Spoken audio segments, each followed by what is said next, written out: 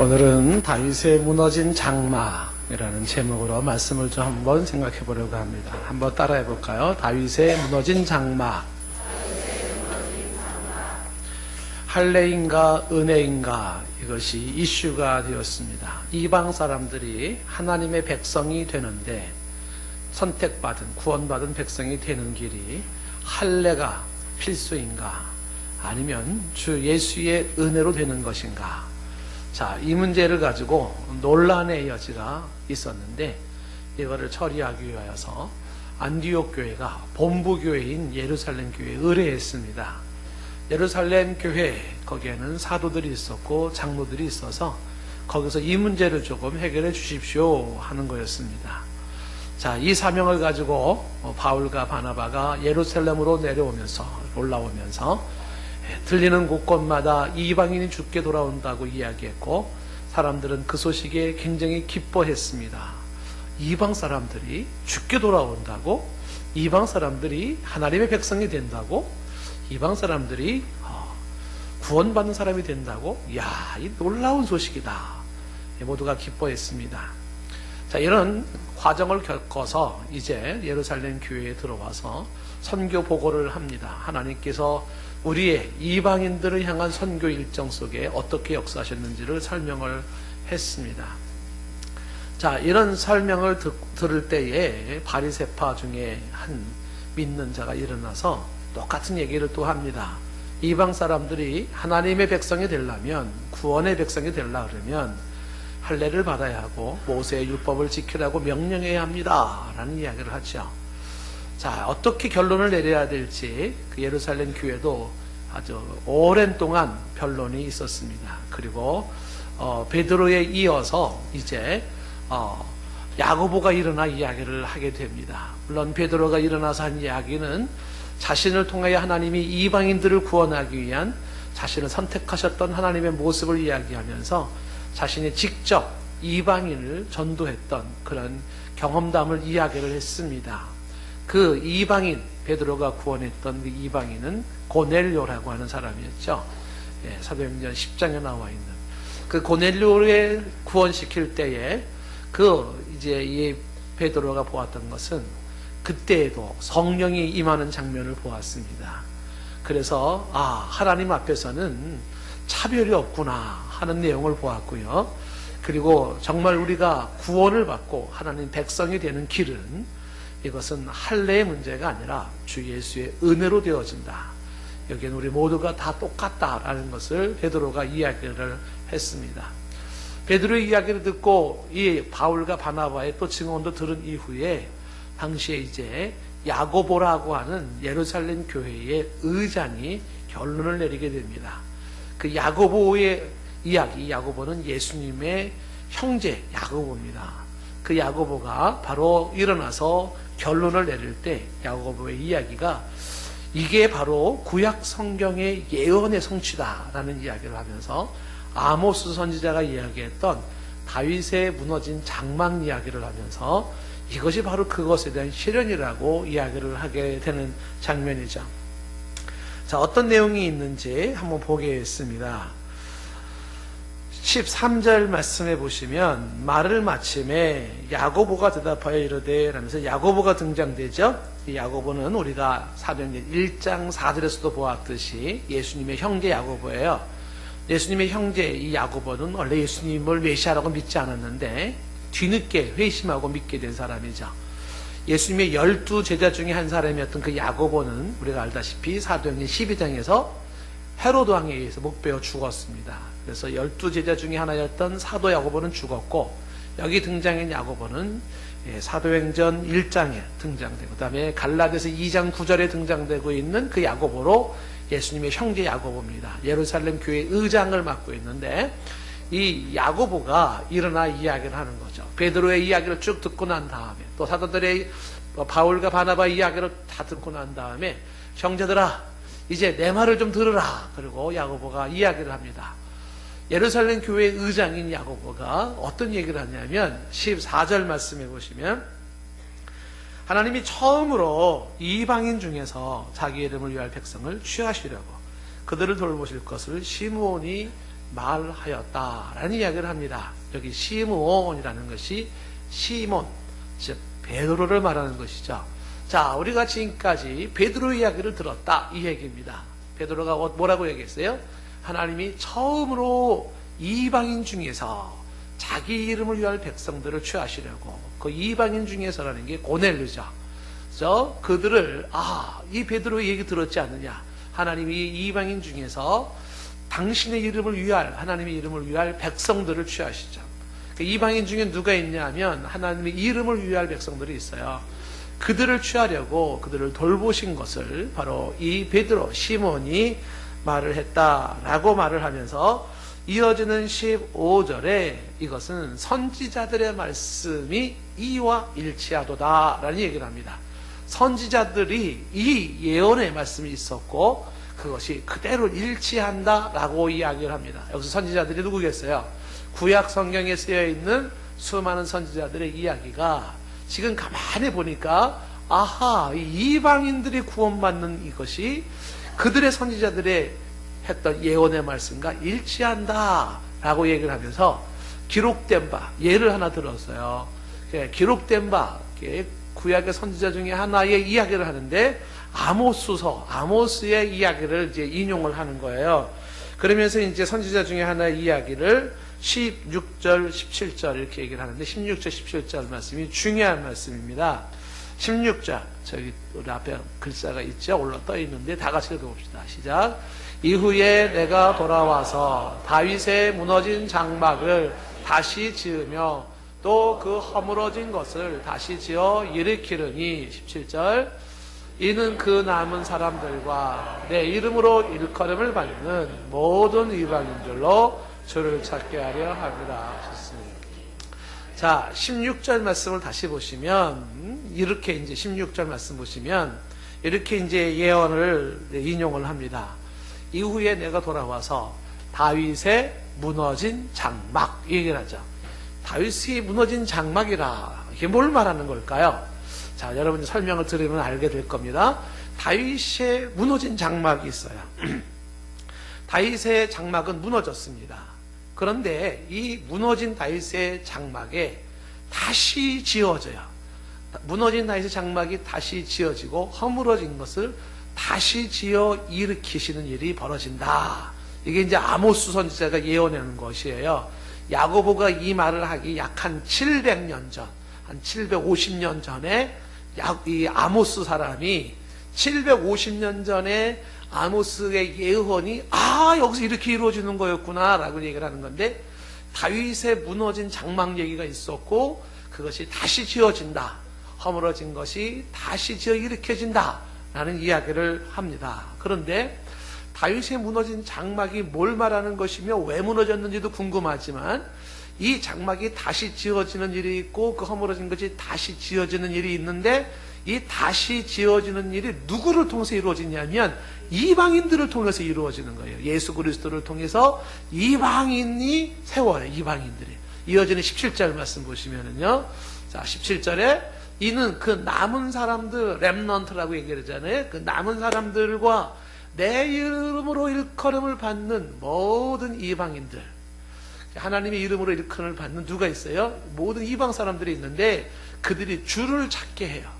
그들이 주를 찾으면서 뭐 하냐면 이 무너진 다윗의 장막을 이렇게 세운다라고 이야기를 하는 것입니다. 자, 지금 읽은 이 16절, 11절 말씀을 이렇게 손가락으로 표시를 좀 해놓고 잘 눈여겨보시면서 아모스를 한번 실제로 돌아가 보겠습니다. 아모스 9장을 보시면 이 이야기가 나오는데, 아모스 9장 11절, 12절에 보시면 아모스 선지자의 예언의 말씀이 나와 있습니다. 자, 아모스가 뭐라고 얘기를 했냐면 아모스 9장 11절. 이 아모스는 아까 얘기한 것처럼 야고보가 이 말을 인용하기 약 750년 전에 예언한 선지자, 구약의 선지자 예언이에요. 그때 이 아모스가 뭐라고 했냐면 그날에라는 이렇게 시작되잖아요. 9장 11절에 그날에. 여러분 집에 가서 한번 아모스를 읽어보세요. 아모스 9장밖에 안 되지만은 그날에라고 얘기할 때 아모스가 즐겨 쓰는 표현 중에 하나가 뭐냐면 주의 날, 주님의 날, 이거를 참 많이 강조하거든요. 그러니까 D-Day가 있어요. 주님의 날, 그날 하나님의 섭리 속에서 정하신 그날이 있는데, 그날이 되면 내가 다윗의 무너진 장막, 나오네요. 그죠? 다윗의 무너진 장막을 일으키고, 그날에 다윗의 무너진 장막을 일으킬 그날이 와요. 그것들의 틈을 막으며 허물어진 것을 일으켜서 옛적과 같게 세우고, 여기 11절에 그 동사를 보면 일으키시고 막으며 일으켜서 세운다라는 표현이 나와 있잖아요. 이 영어 성경을 보면 훨씬 은혜가 많이 되는 것이, 거기 무너진 장막을 일으키고라는 그 일으킨다라는 게 restore. 이게 뭐예요? 회복한다. 그러니까 하나님은 회복하시는 분이셔요. 아멘. 하나님은 지금 무너진 장막을 회복시키시는 하나님. 이게 우리에겐 소망의 하나님이신 거예요.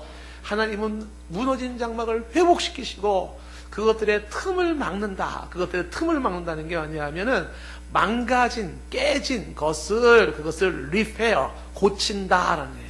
다시 수리한다라는 거예요. 무너진 장막을 일으키고 그 다음에 어떻게 해요? 그 틈을 다시 고칩니다. 그리고 허물어진 것을 일으킨다라는 것도, 황폐되어진 것을 다시 회복시킨다는 뜻이고요. 옛적과 같이 세운다라는 것은 build, 건축한다라는 의미를 가지고 있어요. 그러니까 하나님께서 다윗의 장막이 무너진다. 근데 그 무너진 장막을 하나님께서 어떻게 한다? 다시 일으키신다. 다시 고치신다. 회복시키신다. 건축한다. 하나님께서 무너진 다윗의 그 장막을 그렇게 회복시킬 것을 아모스 선지자가 예언을 하고 있는 것입니다. 그런데 이것이 누구의 손을 통해서 이렇게 회복되어지냐면, 이어지는 9장 12절에 보면 그들의 에돔의 남은 자라는 렘넌트, 그들의 에돔의 남은 자와 내 이름으로 일컫는 만국을 기업으로, 여기 보면은 남은 자라는 표현을 쓰고 있고, 그 다음에 만국을 기업으로 얻게 한다면 만국이라고 돼 있어요. 만국이 영어로 all nations. 그걸 우리가 열방이다 이렇게 보통 얘기를 하죠. 혹은 전 세계 모든 민족을 얘기하는 거예요. 만국이라고 하는 것은 부족 단위로 얘기해서 전 세계의 모든 부족 단위의 모든 열국의 요 만국, 남은 자와 만국이라는 이야기가 다시 사도행전 오늘 본문 17절에 가면 이 남은 자와 만국을 뭐라고 얘기를 했냐 하면, 야고보가 얘기할 때 이는 그 남은 사람들과, 사도행전 15장 17절에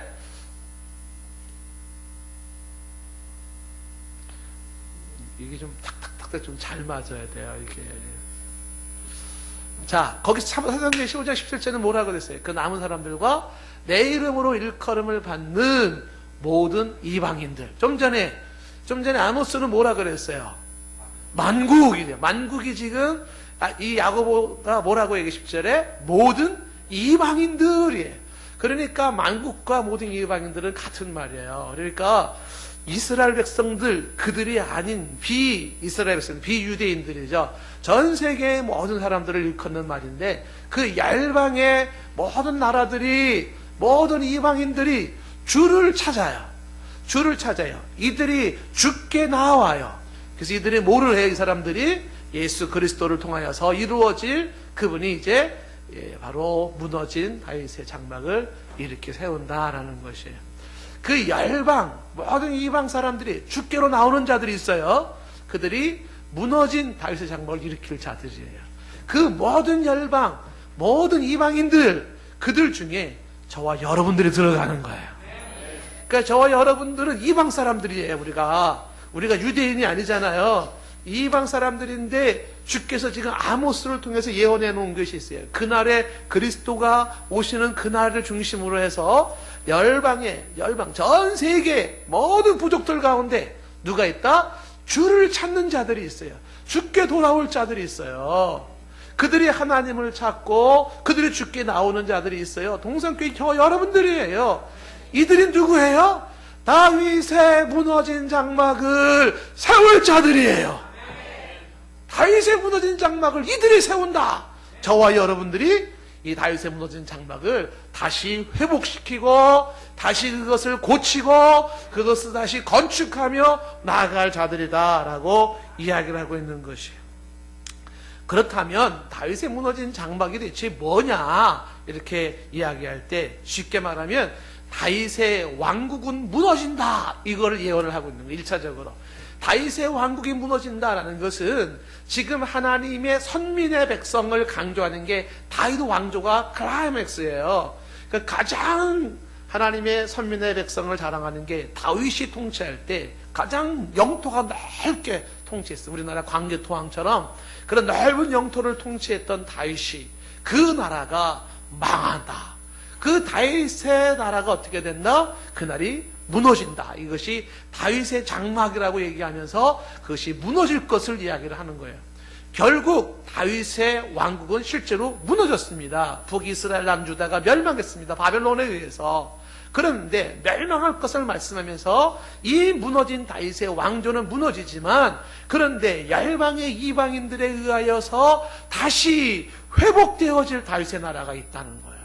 이것이 무엇이냐 하면 바로 예수 그리스도를 통한 메시아 왕국, 하나님의 나라예요. 그러니까 하나님의 나라가 다시 세워진다라는 것을 이야기해요. 자, 무슨 얘기냐면 구약 성경을 여러분들이 바라볼 때 꼭 명심해야 되는 게 뭐냐면, 구약은 그림자입니다. 뭘 그림자냐면 구약은 뭔가 실체를 가리키고 있는 그림자예요. 그래서 그림자를 통해서 실체를 봐야 돼요. 실체. 그러니까 구약의 인물, 구약의 사건, 구약에 나오는 모든 것들은 그거는 단순한 이스라엘의 역사 히스토리가 아니라 거기에서 주고자 하는 인류의 영원한 실체, 그 실체를 가리키고 있어요. 다시 말하면 다윗은 누구의 그림자냐면 예수 그리스도의 그림자예요. 다윗 왕국은 뭐의 그림자냐면 예수 그리스도를 통해 이루어질 하나님 나라의 그림자예요. 구약을 통하여서 면밀히 봐야 되는 건 뭐냐면 앞으로 실현되어질 예수 그리스도를 통한 하나님 나라의 완성이거든요. 그래서 지금 다윗의 왕국이 무너진다라는 것을 말하면서 이것은 땅에 있는 나라의 그런 멸망입니다. 이 땅에 있는 나라는 영원하지 않아요. 그것이 멸망에 이를 때, 그러나 쇠하지 않고 그 다음에 멸망하지 않는 영원한 나라가 존속하게 돼요. 그것이 메시아의 출현으로 말미암아 그리스도를 통해 이루어지는 하나님의 나라예요. 그 하나님의 나라는 이제 선택받았다 자랑하는 유대인들에 의해서 형성되는 것이 아니라 열방의 전 세계 이방인들 중에 죽게 나오는 자들, 주를 찾는 자들, 그들에 의해서 만들어지는, 다시 회복되어지는 하나님의 나라가 있다는 것입니다. 이방인들이 죽게 돌아오는 것은 극히 자연스러운 일이라는 거예요. 그래서 사도행전 15장 오늘 19절 말씀에 보면 이렇게 되어 있어요. 그러므로 내 의견에는 이방인 중에서 하나님께로 돌아오는 자들을 괴롭게 하지 마라. 유대인의 전통 예식, 할례, 율법 이런 거로 괴롭게 하지 말아라. 예? 이방인들이 들어와서 메시아 예수 그리스도를 통하여 하나님의 나라를 이루려고 하나님이 저 수백 년, 수천 년부터 예언해 놓은 것이 성취되고 있는데, 이방인들이 들어오는 것을 괴롭게 하지 말아라 라고 말을 하고 있는 것입니다. 하나님께로 돌아오는 이방인들이라고 얘기해요. 하나님께로 돌아오는 이방인들이 있다라는 것이에요. 이들이 누굽니까? 다윗의 무너진 장막을 다시 세울 이방인들입니다. 자, 그렇다면 이 야고보의 이야기를 조금 더 우리가 심도 있게 들여다봐야 됩니다. 야고보가 지금 예언을 하면서 예언의 성취를 이야기하면서 누구를 언급하고 있냐면 아모스의 예언을 언급하고 있습니다. 그러면 이 아모스서에 기록되어 있는 내용이 뭐냐? 어떤 내용에서 좀 전에 읽었던 11절, 12절에 다윗의 무너진 장막 얘기가 나오게 되었느냐 하는 내용을 잠시 좀 들여다보면서, 그러면서 이 얘기가 어떤 중요한 의미를 가지고 있는지를 생각해 봐야 합니다. 자, 지금 아모스서라고 하는 것이 구약 성경에 있습니다. 그것이 BC 760년에서 750년에 쓰여진 책이에요. BC 760년, 750년. 그때 북이스라엘의 왕 중에 여로보암 2세가 있는데, 여로보암 2세 때의 아모스가 예언한 겁니다. 뭘 예언했다고요? 요지는 뭐냐면 이민족 멸망한다는 거예요. 지금 여로보암 2세 때는 아직도 나라가 이루어지고 있어요. 그리고 남쪽에 다윗의 혈통을 타고 다윗의 왕국이 이루어지고 있는 그 시점인데 딱 예언을 합니다. 망한다! 이민족 망한다! 이렇게 예언을 했습니다. 그리고 그 망한다는 얘기와 함께 그런데 하나님께서 다시 새로운 나라를 만든다. 이것이 이제 아모스 선지자가 예언한 건데, 이게 아모스 선지자의 예언뿐만 아니라 구약의 모든 선지자들의 예언의 공통된 점이에요. 그런데 이 민족이 제 아모스가 살던 그 당시에 다윗의 왕국이 그 천년만년 계속 이어질 것 같은 선택받았다고 자부하는 그들의 나라가 망하게 되는 이유가 있어요. 그 이유를 한마디로 얘기하면 불신앙입니다. 하나님 신앙의 실패예요. 하나님 신앙의 실패인데 이것이 바로 이 멸망의 이유가 되는 것을 말을 합니다. 조금 더 구체적으로 얘기할 때 저와 여러분들이 귀를 쫑긋 세워 들으셔야 돼요. 왜 그러냐 하면 기가 막힌 일이 벌어지는 게 뭐냐면 지금 멸망할 이유를 불신앙을 들고 있는데, 불신앙, 하나님 신앙의 실패를 들고 있는데 어떤 모습이냐 하면 당시에 다윗의 왕국을 자랑하는 유대인들이나 유대 나라나 북이스라엘이나 모두가 다 여전히 하나님을 향한 예배가 있었고 여전히 하나님께로 향한 신앙이 있었습니다. 그런데 이게 왜 불신앙으로 멸망의 요인이 될까요? 때가 되면 모여서 예배하고, 때가 되면 모여서 제사 지내고, 때가 되면 하나님께 기도하고 하거든요.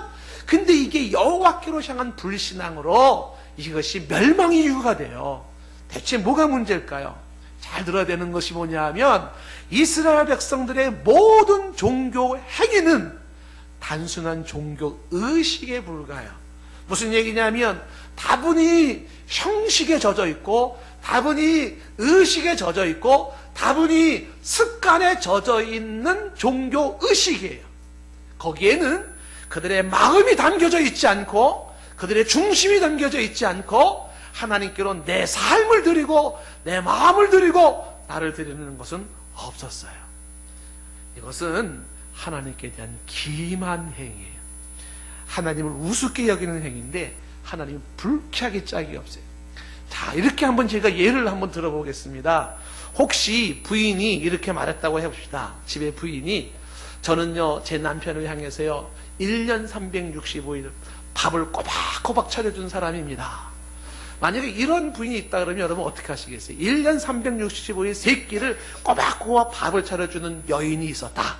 그것이 지금까지 내가 수십 년을 그렇게 해왔다. 이런 여인이 있을 때 여러분들은 어떻게 생각하시겠어요? 대단하지 않습니까? 훌륭하지 않습니까? 지금 그런 여자가 있어요, 없어요? 예. 있어요? 어디 어떤 여자가 하루에 세 끼는 못 사고 한 끼만 잘 차려줘도 감사하죠. 예. 그런데 세 끼를 꼬박꼬박 잘 차렸다 그러면 대단하다고 느끼게 되잖아요. 근데 가만히 들여다보니까 밥 차려주는 게 뭐냐면 설거지 한 번도 안 하고 그 먹던 밥상을 맨날 던져놓는 거야. 이렇게 밥상 던져놓고 올라가 있는 밥이니 반찬이 이거는 한 달이 됐는지 두 달이 됐는지 썩어서 파리가 윙윙 곰팡이가 쓸어 있는 거를 그걸 매일 던져주는 거야. 이렇게. 그러면 그 밥상을 받는 남편은 내 아내에 감동해서 이러시겠어요? 뭐야 이게 지금, 그러죠? 차라리 차려주지를 말든지 하는 거죠. 맨날 밥상을 차려준다고 얘기를 하지만 그게 어디 마음도 없고 정성도 없고 그냥 은혜적인 습관으로 그냥 떼국물 질질 흐르고 있는 밥상 던져주는 거예요. 그러면 그 상을 받는 남편이 뭐라 그래요? 불쾌하게 짝이 없는 거예요. 하나님 앞에 나와서 예배 드려요. 하나님 앞에 찬송 드려요. 절기를 지켜요. 해요. 그런데 뭐예요? 그 썩은 밥상을 맨날 드리면서 나 예배 드렸거든, 나 하나님 앞에 제사 드렸거든, 나 하나님 앞에 기도했거든, 이런 행동이에요. 그걸 지켜보는 하나님이 기가 막힌 거예요. 하나님을 우습게 여기는 거예요. 너의 그 습관성, 너의 그 의식과 형식에 얽매여 있는, 너의 중심도 없고 마음도 없고 삶도 없는 너의 그런 모든 종교 행위에 하나님의 고개를 설레설레 흔들는, 이게 망하는 길로 가는 길, 망하는 길이에요. 망하는 길. 이건 신앙생활이 아니에요. 이렇게 신앙생활하는 게 아니에요. 그런데 이런 식으로 하나님을 기만하는 이 이스라엘의 종교 의식이 뭐로 나타나냐면 비윤리와 사회의 부패로 나타나는 거예요. 하나님에 대한 두려움과 경외심이 없는 자들에게 주어지는 삶의 모습이 비윤리로 나타나요. 비윤리가 남을 속이는 것이에요. 그리고 마땅히 인간과 인간이 지켜야 될 도리를 다하지 아니에요. 아모스 선지자 얘기로 표현하자면 저울을 속이고 인신매매를 하고 생명을 경시하고 폭력과 음란이 가득 차버려요. 이게 왜 생겼냐 하면 하나님 사랑의 신앙의 그간 실패의 모습이에요. 이런 비윤리가 전 사회에 만연되어지면서 썩어질 대로 썩어져 버리는 거예요. 사회가 부패할 대로 부패되는 거예요. 그래서 아모스에서 계속 강조되는 게 뭐냐면, 후렴처럼 나오는 게 뭐냐면, 너희가 여호와께로 돌아오라가 무지막이 나와요. 하나님께로 돌아오라, 여호와를 찾으라, 그리하면 살리라, 너희들이 내게로 오지 아니하는도다, 내게로 오지 않는다. 계속 강조해. 왜? 하나님 신앙이 회복되어져야 돼요. 진실로 하나님께로 향한 믿음이 살아나야 돼요. 그런데 그러지 못한 것을 향해서 아주 통분히 여기며 이야기하는 것이. 근데 백성들이 그 선지자 이야기에 귀를 기울이지를 않아요. 그리고 여전히 온갖 종교의식은 다 가지고 있으면서 그냥 형식으로 그렇게 거칠해한 모습으로 있지만 그의 중심은 온갖 부패와 썩어짐으로 가득 차 있는 거예요. 그래서 우리가 잘 아는 아모스 5장 21절 말씀에 보면은 하나님께서 아모스를 통해서 이렇게 말하잖아요. 내가 너희 절기를 미워하며 멸시한다. 절기가 뭐예요? 무슨 무교절, 유월절, 나팔절, 장막절, 무슨 절기 그런 거 모이는 거 다 미워하고 멸시한대. 너희의 성회, 거룩한 모임이라고, 예배 모임이라고, 집회 모임이라고 모인다고요?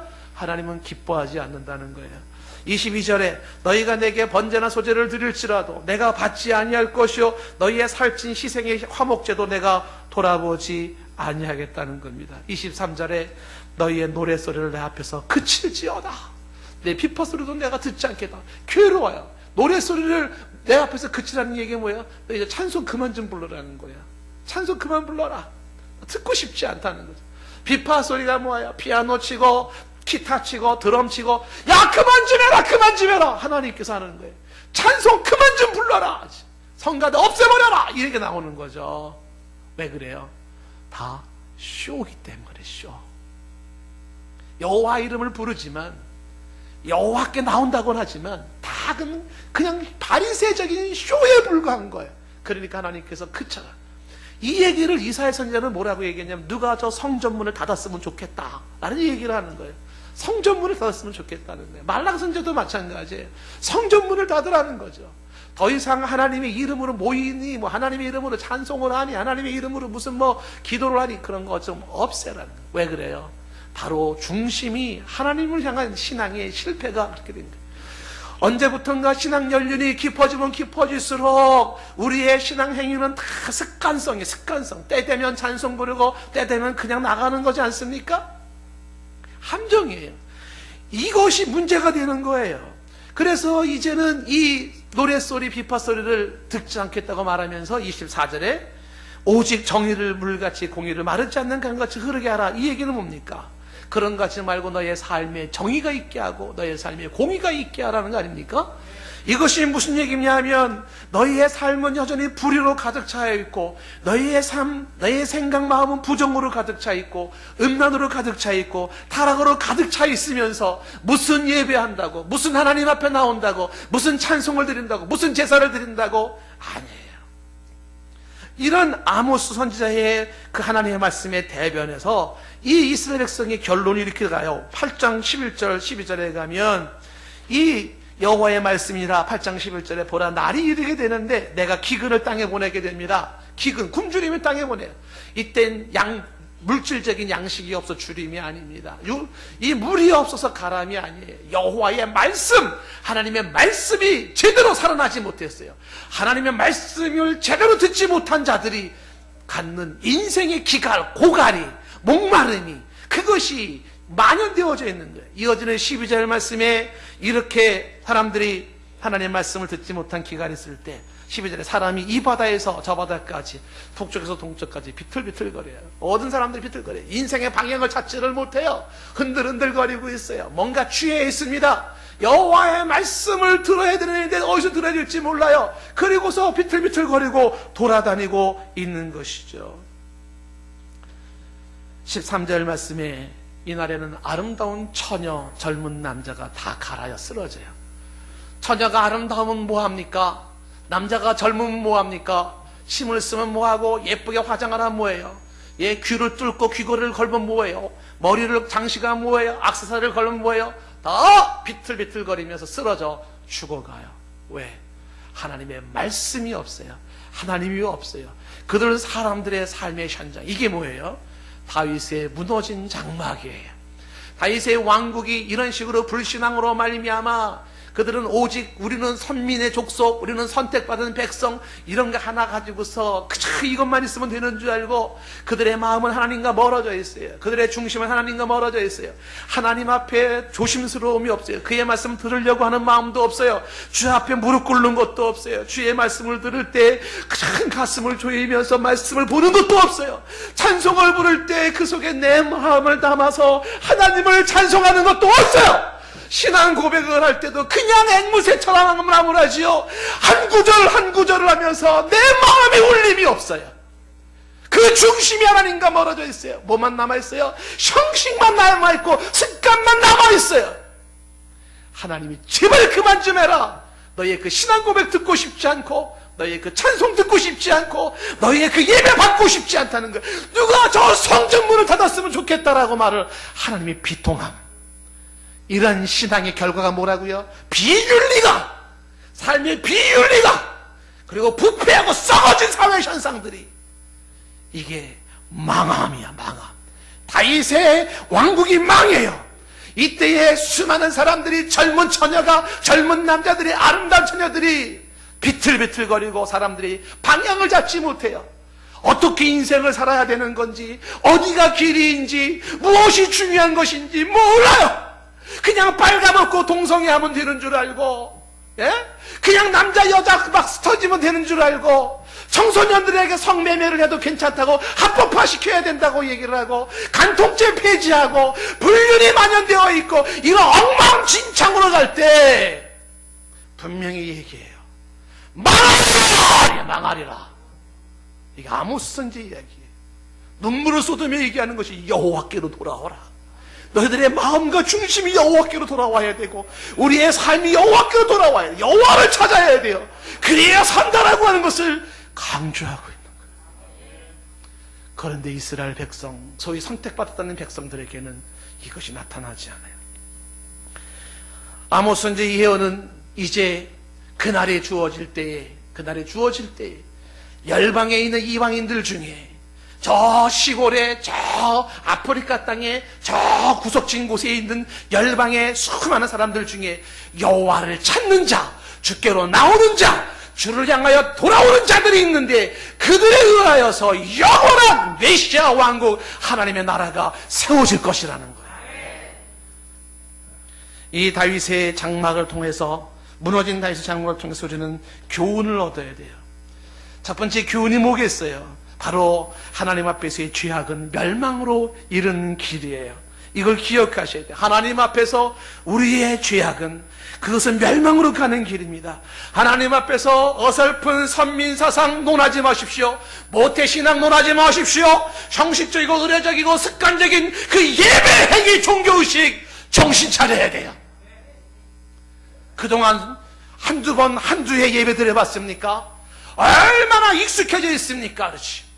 그 구절 시간에 하나님 앞에 무릎을 꿇는 심정으로 나아갑니까? 내 마음과 내 중심을 담습니까? 하나님을 경외하는 마음이 있습니까? 그런 것도 없이 그냥 남이 부르는 찬송 1절부터 3절 4절에 불러도 무슨 내용인지 헤아려 볼 생각도 없었고, 신앙 고백하면서도 9절에 내 마음을 담아서 음미하면서 하나님 앞에 고백합니까? 기도할 때 이런 중심이 주 앞에 나아갑니까?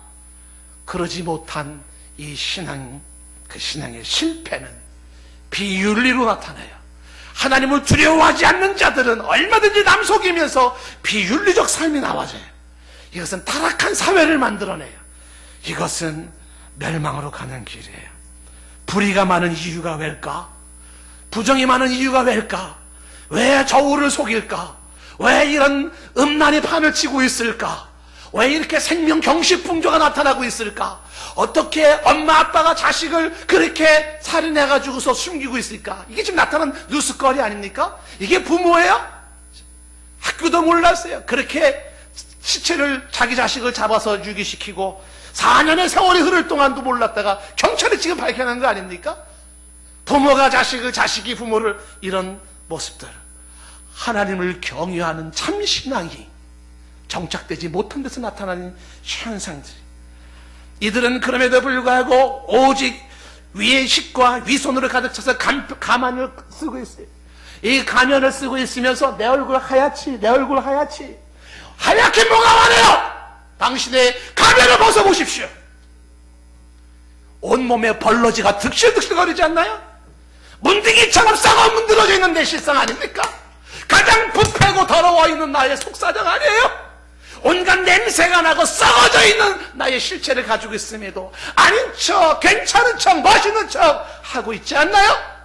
이 모습을 보고 주 앞에서 통곡해야 되는데, 하나님 앞에 주여 이 더러워진 내 모습 보십시오. 입술이 부정합니다. 생각이 부정합니다. 얼마나 시기가 많고, 얼마나 실수가 많고, 얼마나 교만하고, 얼마나 위선덩어리인지 주님이 아시지 않습니까? 주여 이게 나의 실상입니다. 주 앞에 엎드려 통곡해도 시원치 않은 판에 언제부턴가 기가 막히게 가면을 쓰는데 익숙해져 있어요. 사람들 앞에서 그냥 보여기만 잘 보여주면 된다고 생각하는데, 여호와 하나님 앞에서 이런 모습은 멸망으로 가는 길이에요. 멸망으로 가는 길이에요. 이거를 제가 강조하는 이유는 우리가 신앙생활하면서 인생을 살면서 이런 부분을 특히 경계해야 되기 때문인 것입니다. 이런 유혹에 빠지면 안 됩니다.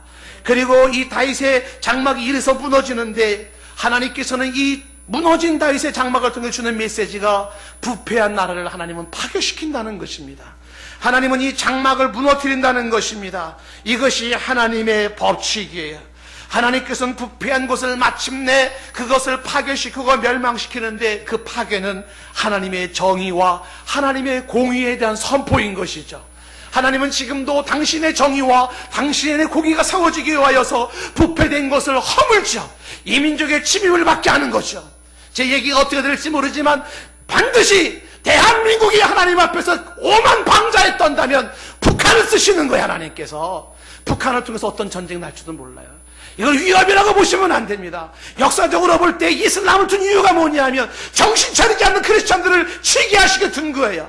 왜 바벨론을 두었을까요? 왜 아수르 제국을 두었을까요? 그 우상 숭배하는 자들을 둔 것은 택한 백성들이 정신 차리지 못할 때 그들을 치게 만들었어요. 하나님의 손에 들려있는 몽둥이 해초리였다는 사실입니다. 부패한 나라를 파괴시킵니다.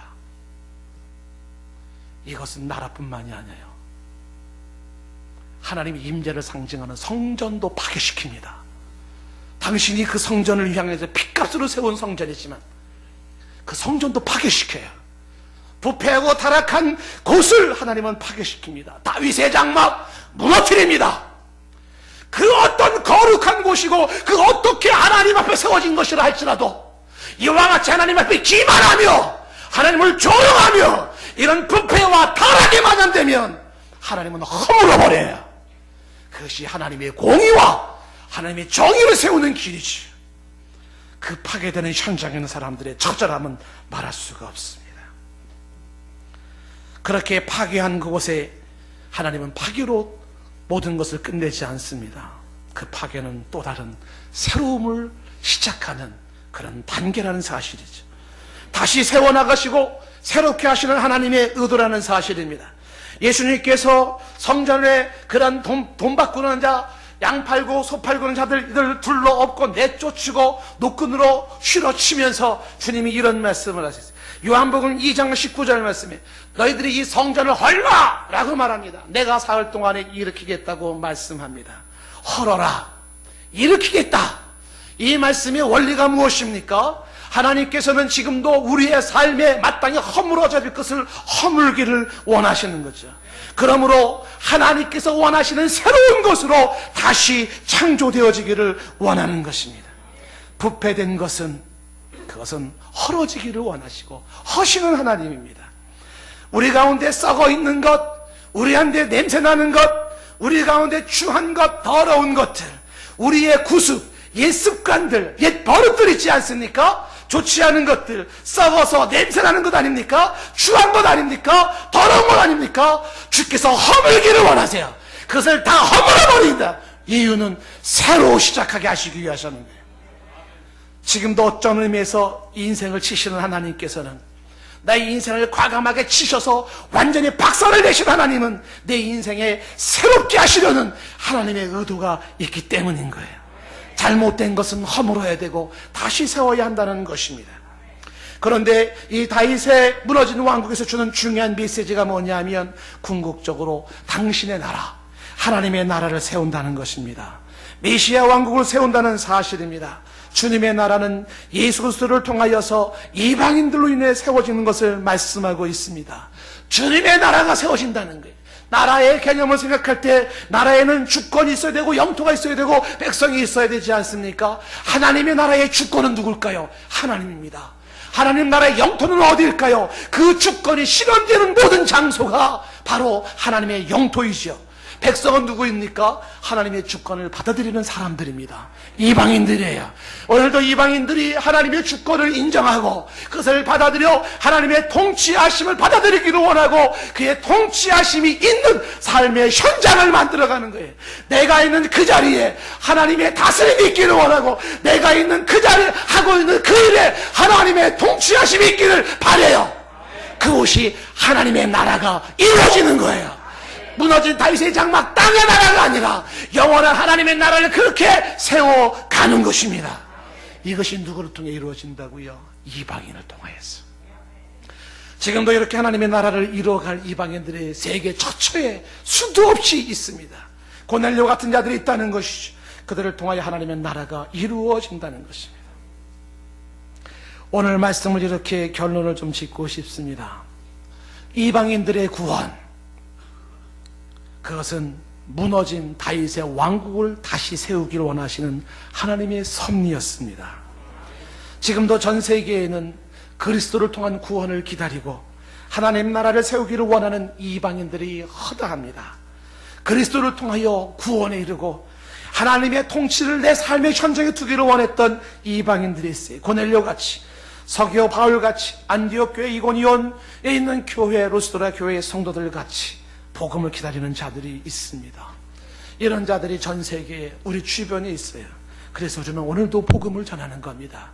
예수 그리스도의 복음을 전하는 것이죠. 국내외를 막론하고 21세기에 무너진 다윗의 장막이 하나님의 나라가 다시 이루어지기 위하여 선택받은 백성들을 부르시는 이 현장에 우리가 있는 것입니다.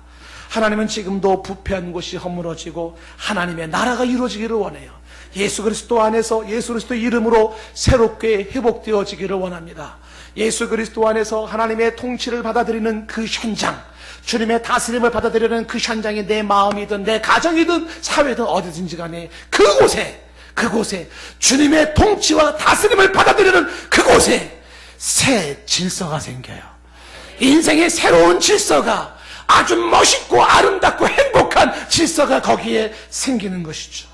이것이 하나님의 나라를 세워가는 모습인 것입니다.